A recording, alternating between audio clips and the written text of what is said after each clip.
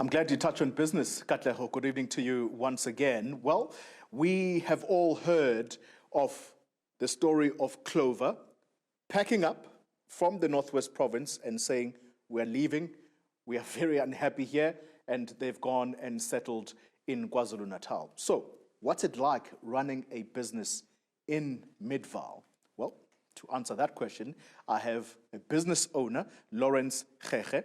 He is going to talk to us about what it's like to run a business in Midvaal. And Jacques is with the Midvaal Chamber of Commerce. He's going to talk to us about exactly what the role of a business chamber is. Let's start with you, Lawrence. Okay.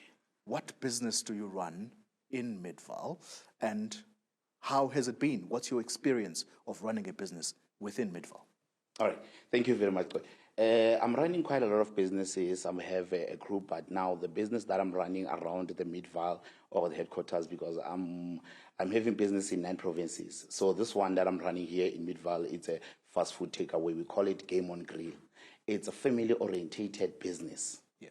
So having a business in Midvaal, hence I'm saying it's a headquarters from Midvaal, because it just started from here and then we're taking it in provinces. We are franchising the whole business. So running the business in Midvaal compared to other business that I have in other municipalities is quite different.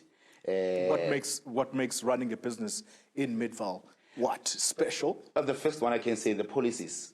Right. Yeah, the policies I'm saying in terms of the communication with the business sector.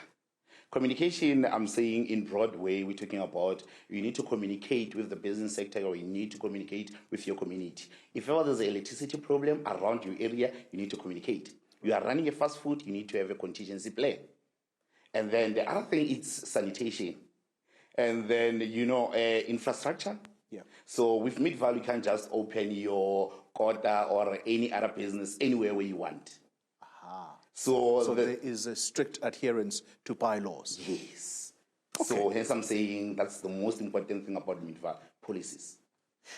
Jacques, let's come to you. Firstly, what is the role of a business chamber? What does a business chamber do? Okay, so we as a business chamber have the mandate of the local businesses to make sure that we can create a platform for them to engage with the municipality about challenges that they may experience in their day-to-day operations of their businesses. Also a way to make sure that we channel business within the Midvaal area to one another. So our idea is to make sure that we support our local businesses and generate in that way a financially sustainable model where we can ensure that our small, medium, micro enterprises or our startup companies can get to a space where they are compliant in all aspects. So we have a mentorship program which we run in very close collaboration with the municipality as well, to make sure that we can mentor new startups, your small, medium, micro enterprises that have started.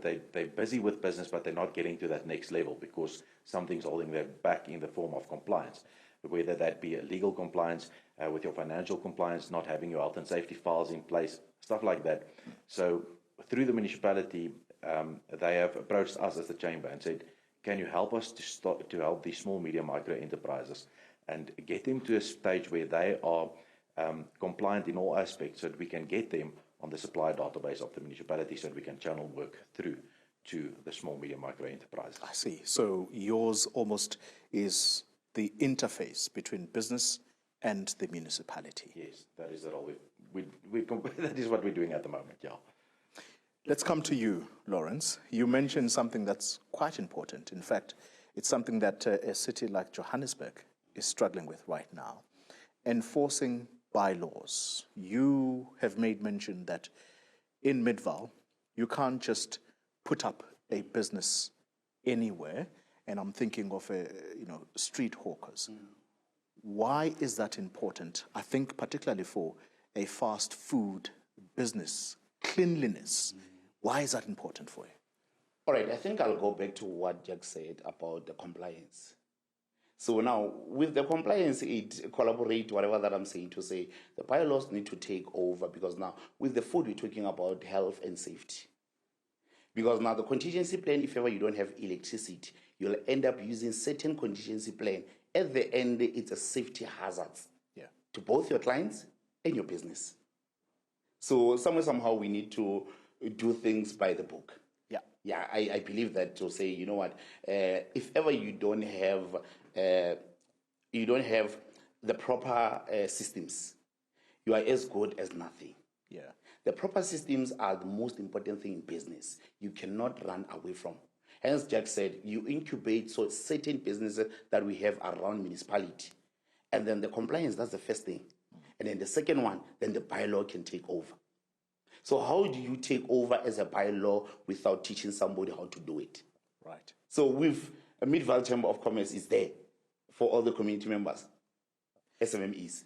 Jacques, that mentorship program, it's coming across as something that's very good, that is being done by yourselves. But where does the municipality fit into this picture? Yes, I hear the communication aspect of things. Yes. You have got to be able to communicate. Why is that so key, particularly for businesses? Okay, so to answer your question where the municipality fits into this, I had a meeting with the municipal manager earlier today, and what's nice is we've got an open channel to the municipal manager. I phoned him, I said, I think we need to get together, there's a few topics we need to touch on, and they open a space for us in the diary to go and sit down with them, which is already quite a lucky thing to have. But what's nice is they say to us, come to us with a budget as to, through your mentorship program, how can we assist through the lawyers that's in the chamber, through the accountants that's in the chamber, through the health and safety people in the chamber? How can we assist people that's not compliant due to the fact that they have a lack of funding? With small, medium, micro enterprises, a lot of cases they're not compliant because of the fact that they don't have the funds available to pay for lawyers, to pay for an accountant to do financials, or to pay an occupational health and safety expert to compile their safety files. Right. So they said, come to us with a budget, tell us how we can incorporate what you guys are doing and subsidize this through the chamber to make sure that we can get these small, medium, micro enterprises that do not have the funding, how we can get them to a compliance stage.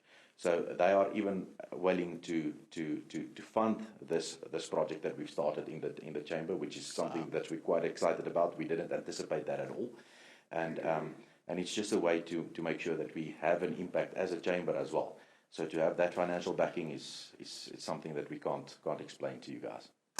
Here's a curveball for you, Lawrence. Midvaal has a neighbor, a next-door neighbor. It's called Emfuleni Municipality. They have a much bigger budget as opposed to Midvaal. In other words, they are a slightly bigger municipality than Midvaal. Would you go and set up shop in Emfuleni? If yes, what are the reasons? If no, you've got to explain. What a question. I've got a footprint already in Emfuleni. Yeah, I've got quite a business sites or offices around Emfuleni. Right. Yeah, the first thing first, it's, I will say somewhere, somehow, I think the neighbors were just supposed to come and knock and ask, how are you doing it? How do you do it? Why do I say that? Because running a fast food outlet or running an institution, because I've got an institution that is based in the side of Emfuleni. It's quite a problem under educational sector. The kids are writing exams, they are doing computer training and whatever it is. But at the end of the day, they can't write exams that are due because of certain problem with electricity. And now we go back to the communication. We are not informed that to say from 10 o'clock, there's somewhere where we are servicing or we are having problem until certain time, you know. So I'm still saying the only thing that makes a difference between other municipalities is communication. Yeah, communication is the most important thing, especially in the business sector, to say, you inform me and then I make the contingency plan. Yeah. So that's the only thing that somehow, and the support system from the other side, you know, and as a municipality, we must be your stakeholders engagement, engage with your stakeholders. Jacques, would you run a business in Emfuleni? I am running a business in Emfuleni. What's it like? It's compared to Midvaal. My office is based in one of the townships in Emfuleni, where we have our fair share of challenges. To give an example, of in 2023, of the 12 months of the year, we didn't have electricity for 7 of those 12 months. So we had to go through the additional expense of getting that office completely off the grid just in order to do our day-to-day operations at that office. So it does present its challenges. We know it's a much larger area. They've got more townships in the municipality as well, and revenue collection is a major concern there. So if you look at, you guys came in through to Midvaal and you saw it's clean, the sidewalks are clean. We've got a huge issue in Mfuleni with refuse collection as well. If I drive to my office, I'm driving past 3 illegal dumping sites on my way to the office, due to landfill sites not being maintained. So there is its fair set of challenges. Yeah. Financial side of it, it's still with it, but it does present a unique set of challenges for a business owner in the Mfuleni local municipality. It's not impossible, but it will bring you a challenge or two. Jacques, let me thank you very much for your time. He is with the Midvaal Chamber of Commerce, and Lawrence Khekhe is the business owner here in Midvaal. Thank you very much for your contribution here. Well, Katlego, I think we've given you a taste of what it's like to run a business in a municipality that is efficiently run versus a municipality that struggles from day to day.